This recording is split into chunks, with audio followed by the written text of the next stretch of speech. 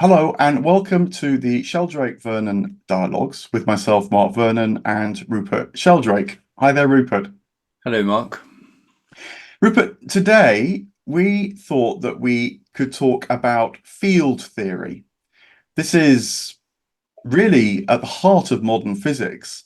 I was reading a little bit before we were speaking just now, and Einstein apparently made this comment that there was physics before Maxwell, who was the great pioneer of modern field theory along with Faraday, and then there was physics afterwards. So it just goes to show how important fields are for electromagnetic fields, for quantum fields. Einstein's space-time too is a kind of field theory. And so it's really fundamental to modern physics. And I know it's something that you've thought a huge amount about as well, because of your own proposals. Take us away with fields. Why does this interest you? Fields take us beyond the narrow views of nature in 17th and 18th century science, which were mechanistic, mechanical, about pushing and pulling, contact, and so forth. The one big mystery in classical science was gravitation, because Newton's theory of gravitation showed that every particle of matter attracts every other particle of matter in the universe, that everything's interconnected, but he hadn't a clue how that could happen. And the real revolution, I think, begins in the 1840s with Michael Faraday, who realized that when electrical charged surfaces influence other ones, you have electrostatic fields. There's an influence between them, which he called a field, because it seems to be a continuous influence between the positive and the negative charge. And with magnets, then the way that north poles of a magnet attract south poles of another magnet, or repel the same poles repel at a distance. He again explained in terms of fields. Now, why he was interested in fields was because they suggested there was some continuous influence moving through space that wasn't matter. Matter was stuff, and everyone agreed about matter being stuff. Everyone agreed about energy, about movement, for example, moving billiard balls. But fields were something new to science, the idea there's something invisible acting at a distance through spreading out from a magnet or an electrically charged body. And for him, the key point about this was that it was not an instantaneous action at a distance, but took time to propagate. And the fields had curves within them. So he thought that they were actually spatial patterns, invisible spatial patterns. And furthermore, he thought that electrical and magnetic fields were moderated by what he calls lines of force. When you look at those iron filings around a magnet, you see all those lines going around the magnet. In modern textbooks, it's treated as if lines of force are somehow imaginary. But for Faraday, there were physical lines through which there was a flow. Out of one end of the magnet, the field flows round and comes in the other end. It's closed loops going through lines of force. Well, when Maxwell wrote his equations and showed that light is an electromagnetic phenomenon, this was an amazing unification of electricity, magnetism, and light, which has transformed all the sciences, and most of our technologies rely on them today. I mean, we're talking over a computer link. People are seeing this on a screen, hearing it from a device.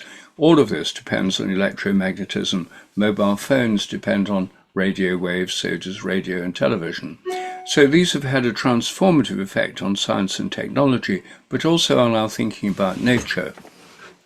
Because Einstein then generalized the field concept to gravitation, and thought of the whole universe as linked together within the universal gravitational field.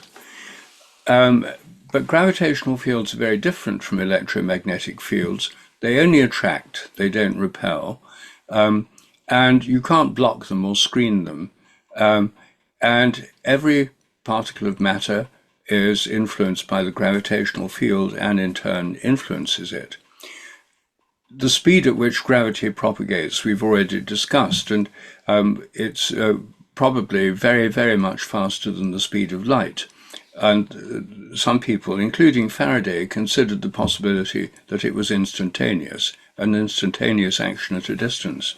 And in fact, from the point of view of the calculations of physicists about the movements of stars and planets, it's taken to be instantaneous. No one knows the speed, it's probably very high, but effectively it's treated as instantaneous. Well, then the next fields to appear on the scene were the quantum matter fields, when de Broglie in the 1920s showed that material particles like electrons were vibratory patterns like light. They were vibratory waves. Then they had to be waves in something, and so the idea was that they're waves in matter fields. An electron is a wave in an electron field, a vibratory pattern of energy. A proton is a wave in a proton field, a series of waves. They're processes, wave processes within fields. Then, in terms of understanding the atomic nucleus in more detail, more fields came into the picture. The strong interaction, or strong nuclear force, or the strong nuclear field, holds three quarks together to make them into a proton or a neutron. And the weak interaction holds atoms, holds the nuclei of atoms together, and is involved in radioactive decay. So we've got very localized fields. These strong and weak nuclear fields are confined to atomic nuclei. They're very, very local, as the exact opposite of gravitational fields, which are universal, and electromagnetic fields, which can spread out indefinitely. So in addition to all these kinds of fields, I think there's another kind as well, which I call morphic fields, which are fields of form, fields which shape the form of plant petals, flower petals, plants' leaves, embryonic structures as they develop, animal embryos, that are basically formative fields that underlie biological and chemical morphogenesis, underlying the forms of molecules and of crystals, as well as animals, plants, and microbes. I think morphic fields also shape planetary systems and galactic systems, together with gravitational and electromagnetic fields. And I think morphic fields work by influencing probabilities, bringing about patterns in otherwise random events. I also think they have a kind of memory given by what I call morphic resonance. So here's a range of very different kinds of fields, and one of the projects in physics has been to try and unify them, to see them as all aspects of one fundamental field. That's one of the ambitions of superstring theory, which has 10 dimensions, or M theory that has 11, trying to see the known fields of physics in terms of some primal field that was present at the moment of the Big Bang and has split up to give these different kinds of fields.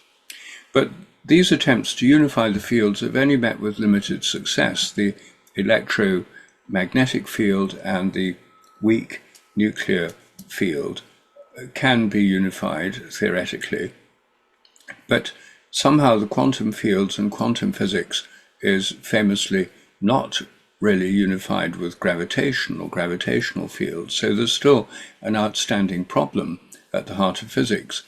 And all these unification attempts ignore morphic fields, the fields of form, throughout nature. So field theory is still very much an unfinished business, even though it's so important for the whole of modern science.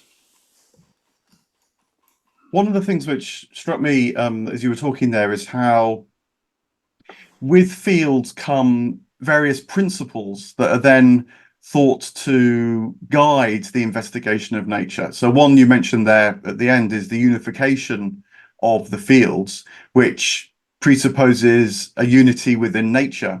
And as is well known, both Faraday and Maxwell were religious people. And for them, that intuition sprang from the sense of the unity of creation within God. God was one, and in some way, creation therefore reflected that. Another principle that is implicit in what you're saying there is the principle of analogy, that by looking at how things work in one part of nature, you can make inferences, which of course then need to be tested and so on, but you can make inference about possibilities in another part of nature. So I believe that Faraday was struck by how in a fluid there's waves and so on, and the transmission of energy. And so similarly across a field, there was an analogy with fluids that could be made. And then this was very productive in terms of developing the theory. So this idea of both the unity of all things and then also the principle of analogy, I guess that is very powerful, for example, with your extension of field theory into morphic fields. Yes, morphic fields are an attempt to understand form in nature, which is basically not understood very well in terms of existing physics. In the 17th century, there was an attempt to reduce scientific explanation to what Aristotle had called material and efficient causes, matter and forces, and energy is what we'd now call energy, moving causes.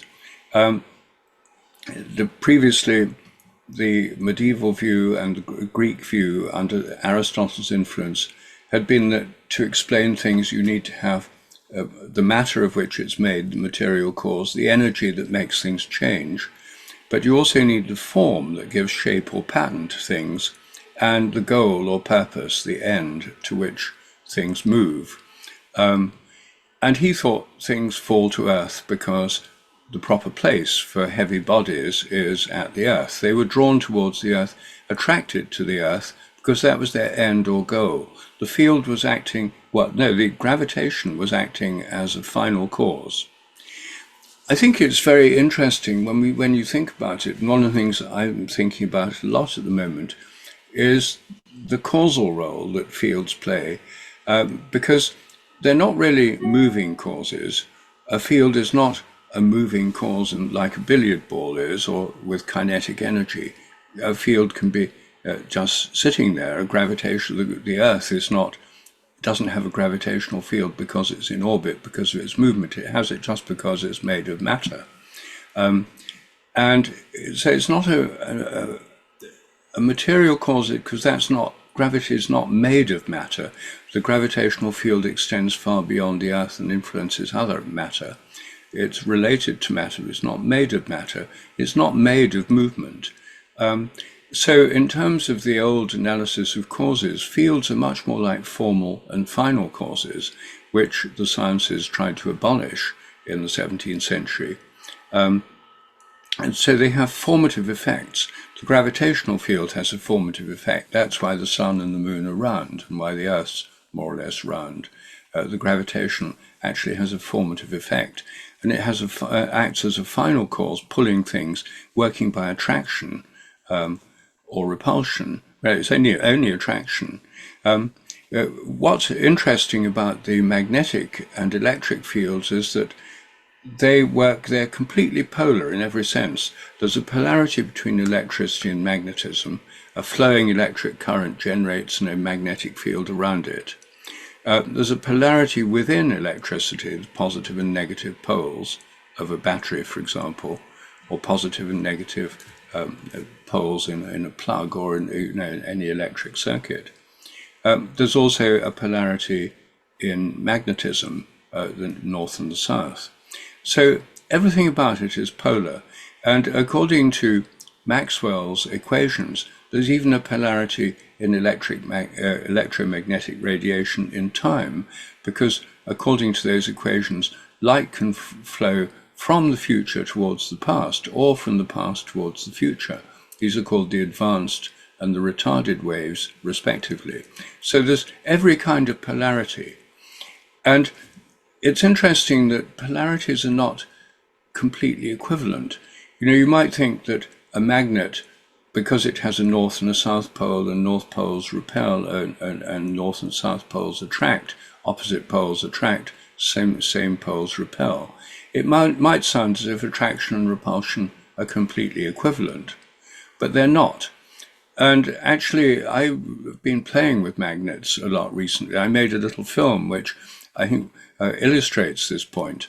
What this little film shows is that if you take some small bar magnets and you just throw them down at random on a plate, the poles, the similar poles will repel each other, opposite poles will attract.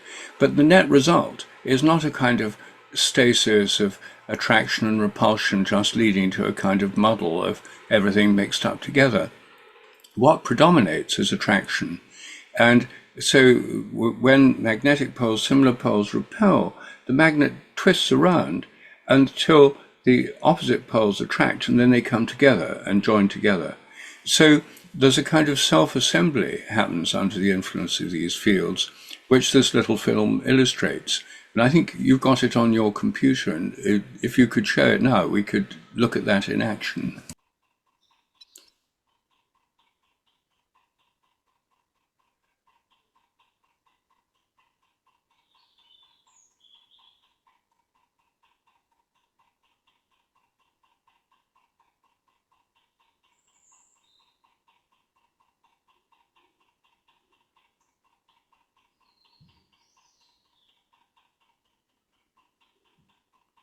So it is fascinating because, as you were saying, it's not just the sense of attraction appealing over repulsion, but also there's an order there.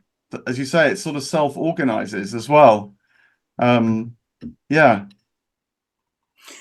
Yes, well, I think this self-organizing ability, you see, is one of the things that fields do. That there's a seemingly equivalent attraction and repulsion, but what comes out of it is the whole thing turns into a big long bar magnet. Now, I've done this also with some little magnetic balls I have, and there where they roll around, you get things forming into loops, but they all self-organize. And a lot of things within living organisms self-organize, microtubules, crystals self-organize, all sorts of things self-organize, partly because they have electrical forces which have this field quality. Also, I think morphic fields underlie a kind of self-organization. So fields can act as formal causes. They cause form and pattern. And so they're not just about matter and energy. And if you think of gravitation, which we've already discussed, it doesn't lose any energy when it attracts things. The Earth doesn't lose energy when it attracts a meteorite. The amount of energy in the Earth remains the same in terms of its mass. In fact, the mass increases when the meteorite is attracted to it. When a magnet attracts something, it doesn't lose any energy. There's no loss of magnetic energy. So it has this formative ability, which is working in a different way from energetic causation, as I was saying, for what Aristotle called a formal cause or a formative cause. So I think fields provide an ingredient in nature which was missed out in 17th century science. And as Maxwell said in that quote you gave us, the introduction of field theory completely transformed science. So most of what science is explaining at the moment is explaining invisible influences. The electrical and magnetic fields are invisible. Electromagnetic waves are invisible. This room I'm in and the room you're in are filled with mobile phone transmissions, radio and TV waves, completely invisible. So the whole universe is filled with these invisible influences. I think that our minds also are field-like. They work through morphic fields, in my view. So when I look around me in the room I'm in now, and when I look at the screen with you on it, I'm seeing an extended world. My vision is extending into the world. The fields of my mind, I think, are coupled to the electromagnetic field of light. And just as the electromagnetic field is extended through the whole room, so my vision extends through the whole room when I direct my attention to different places. It's a kind of reverse field, the light coming in, the field of vision going out. But it's field-like. Minds are field-like. They're not particle-like. They're not like billiard balls. They're extended. We form extended concepts. We can recognize forms. We can experience things extended in space because of the field-like nature of minds. And I think it's particularly interesting that if you look at the history of the field concept, among the ancient Greeks, and particularly for Aristotle, what we now call fields, he called souls. Well, one of the very first sayings we have from pre-Socratic philosophy in ancient Greece, from the philosopher of Thales, Thales said the lodestone has a soul, or magnets have souls. The lodestone was a kind of magnet. And so the idea that there's a soul in the magnet, or beyond and around the magnet, an invisible influence, was then used by Gilbert in his 1600 book, De Magnete, where he showed that the Earth is a magnet. Compass needles point to the North Pole, not because they're pointing to the North Star. It's not pure astronomical north they're responding to. It's the Earth itself, the magnetic field of the Earth itself. The whole Earth is a kind of magnet. And the magnetic field of the Earth extends all around the Earth. But he didn't call it a field, he called it a soul. He called it the Earth's soul, the soul of the Earth. And in the ancient world, the Neoplatonists spoke about all the universe being held together by the soul of the universe, the anima mundi, which held the stars in their place and underlay the whole order of the cosmos. Well, that we now call the universal gravitational field. And Aristotle talked about the vegetative soul, which is the soul that shapes the growth of the body of plants and animals, which in biology is now called the morphogenetic field, the form-shaping field, plays much the same role as Aristotle's soul. So the idea that minds are field-like, that our perceptions and our activity, the activities of minds are field-like, connects with a much more ancient understanding where our modern science has replaced the old idea of souls with the idea of fields. But very much the same properties are inherent in them. Fields, like souls, are extended in space. They bring about ordering of nature. They have a formative influence. And they also attract things towards goals, just as a magnetic or a gravitational field attract things towards them. So I want to put my sort of skeptical hat on a moment just to see how that develops the conversation. I mean, one thing that's not a skeptical response is that I think this idea that invisible entities are part of existence, that too goes back to the ancient world. I mean, the character who's sometimes mentioned here is an Anaximander, and he proposed that all things are what he called epeiron, which means from a kind of unbounded, unfixed origin, and then come into form from this epeiron. Sometimes it's translated as the infinite. But the point is that it sets a principle up of making a proposal that then is justified not because it's directly detected or seen, but because of its effects. And the effects therefore can be accounted for by the theory of that which is an entity underpinning all things. So, I mean, that feels like it's a very ancient principle that is still very operative in modern science as well. But I suppose that modern science, though, too, does have this reductive imperative. And so aligning modern field theory with ancient notions of soul doesn't modern theory try to remove some of what would have been part of the ancient notion of soul? I mean, for example, you mentioned Gilbert there, and if I remember right, it was actually quite disturbing for people when Gilbert suggested that the Earth was a soul, uncoupled from the heavenly soul. If the magnet wasn't drawn to the North Star but was drawn to the North Pole, then that did suggest a kind of split away from the celestial, and the terrestrial domain could have an autonomy of its own. And so you get a kind of implicit reduction there. So I wonder how you feel about the modern notion of field, the ancient notion of soul, and actually a kind of reduction or loss. It is a sort of metaphysical shrinking. It's you might say it's seeking for immanent explanations rather than transcendent explanations, or explanations which are accounted for within the natural sciences, not needing some kind of spirit or theological insight to fill them out.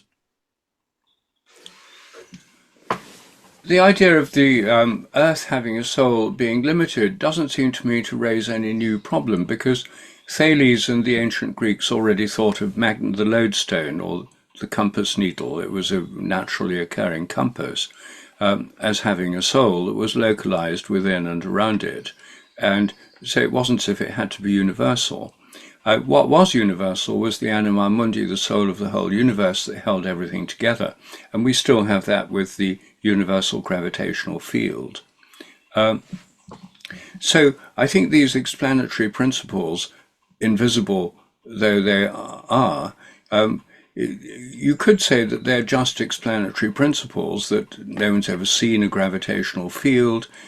We only know it through its effects. And there are still rival theories of gravitation to Einstein. So Alfred North Whitehead had a different theory of gravitation from Einstein, a different theory of relativity. But Faraday's point was these are not just heuristic devices, they're real. And so when you see the lines of force with magnets, with iron filings around a magnet, some of his contemporaries said, well, those lines of force are just produced by the way the iron filings interact with the magnetic field. They're not actual lines really there. And Faraday was convinced there were. His last paper was on the physical nature of lines of force. And he explained many magnetic phenomena. The intensity of the magnetic field is the number of lines of course that a wire passing through them will cut, the amount of electricity that's induced in the wire passing through the lines of force. Well, this is still used in physics textbooks today. They still use this concept of the lines of force. And then at the end of the explanation, that totally depends on lines of force, they say, however, of course, the lines of force are imaginary. And they just sort of take away the entire rug on which the whole structure of explanation has rested. So there's a great ambiguity in modern science about the reality of these lines of force. And I think the nature of the fields is obscured by the haze of equations which shield them from view and from thought, where Faraday's genius really was to think of them as real and to think of them as things you could experiment with. Whereas now, physics textbooks go straight into sort of equations for fields and calculations about field strength and particular points in the field and so forth. And so thinking about what the field actually is becomes rather difficult, because you feel you've got to wade through vast amounts of mathematics in order to get there. And when I talk to some of my metaphysically educated friends, like Alex Gomez-Marin, for example, who has a PhD in theoretical physics, ask him to sort of look through all those equations to what the field actually is. He's rather at a loss, because that's not what you're taught. You're not taught what they are. You're taught how to calculate various aspects of them.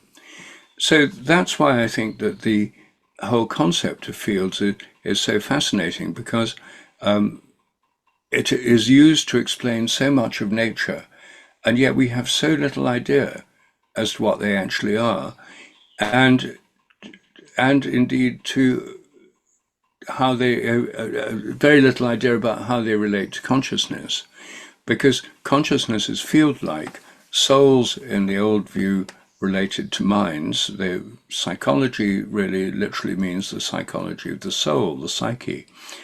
We now think of it as the science of the mind.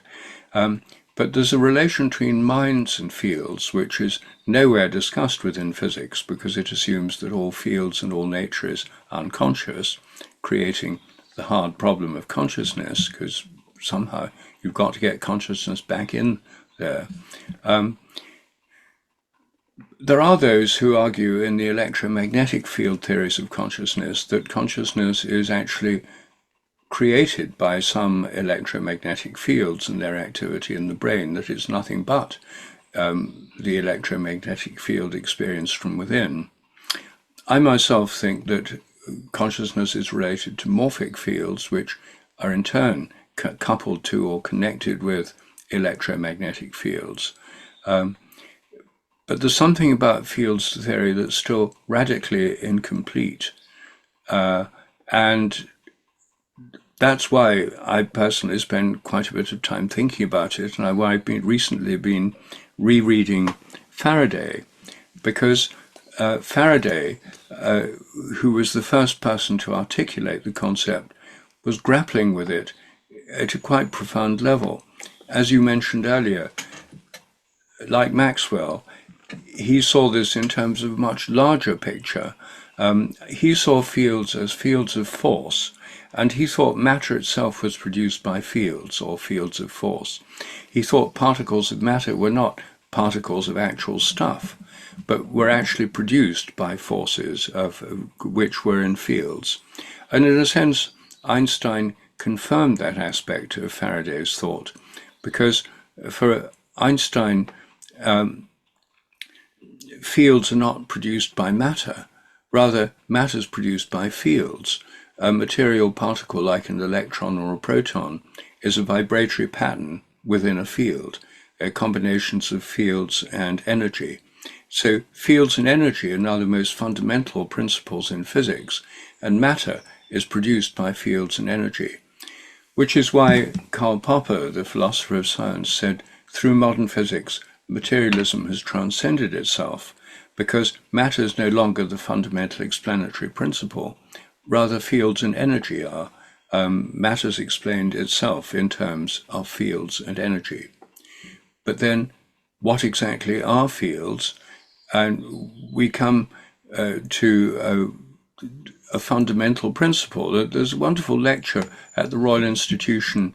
It's online, given decades ago by Sir Lawrence Bragg, talking about magnetic fields. And he says magnetic fields are an ultimate explanatory principle. You can't say what explains the magnetic field. When you reach these fields, you've reached the ultimate level. And even if there's a unified field theory, even if there's a superstring or M theory managed to explain magnetic fields in terms of some primal superfield with 10 or 11 dimensions, it's still fields all the way down, and you don't get beyond that. They're ultimate explanatory principles, ultimate parts of nature, and their properties are to be extended in space to bring about forms, patterns, to influence processes within their region of influence. And that was one of the most fundamental definitions of a field for Faraday, and subsequently, a field is a region of influence. It's a region of space in which things are influenced by the field. And I think it's interesting to come back to the very first metaphor. When Faraday used the word field, he took the English word field, which we use to apply to agricultural fields, football fields, field of trade, field of view, field of interest. All these usages of the word field were already current, but the most primary one is field, an agricultural field. And what an agricultural field is an area from which woodland has been cleared. This is the primary formation of agricultural fields in Britain and in Europe and in most parts of the world. It comes about by clearing woodland. And you then have a cleared area, which is a region of activity in which you can sow crops and you can grow things or have pasture and raise animals and things. But if you don't do anything to the field, then brambles grow in, saplings establish themselves, and in most parts of Britain at least, the field turns back into woodland. I live next to Hampstead Heath, and there are no longer animals grazing the heath, unless it's mowed from time to time. The grassland reverts to woodland, and a lot of Hampstead Heath has reverted from grassland when it was grazed up until the 19th or early 20th century, has been taken over by woodland. So a field isn't just a passive area, it's a region of activity. And so I think that the very word field is a good word because it helps to connect this scientific idea through metaphors, through analogies, with something really quite concrete, namely agricultural fields. And also that sense of activity relates back to, you mentioned earlier, Thales, who looked at the lodestone, but it also led him famously to make the remark, all things are full of gods, because of that active activity that's inherent in what we now call fields. And so maybe that's also a way of linking back this notion of field to soulfulness, to a kind of intelligence, a living wisdom that's part and parcel of fields. Maybe it acts in one very particular way that's quantifiable in terms of mathematics when it comes to electromagnetic fields. But if fields extend throughout the whole of nature, morphic fields being the case in point that we've mentioned as well, then that kind of habitual patterning, intelligence forming, wisdom shaping flow through nature connects us back in a way through to the ancient insight that all things are full of gods.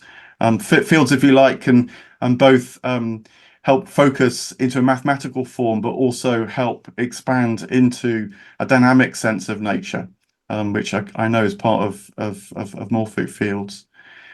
Hey, look, that again is a subject that feels like, because of this heart of mystery in the middle of what science so frequently talks about, as we've already discussed in relation to energy and matter and gravity. This is a sort of expansive notion of thinking about modern science, which I really like, rather than closing things down. So thanks so much for that. Well, thank you, Mark.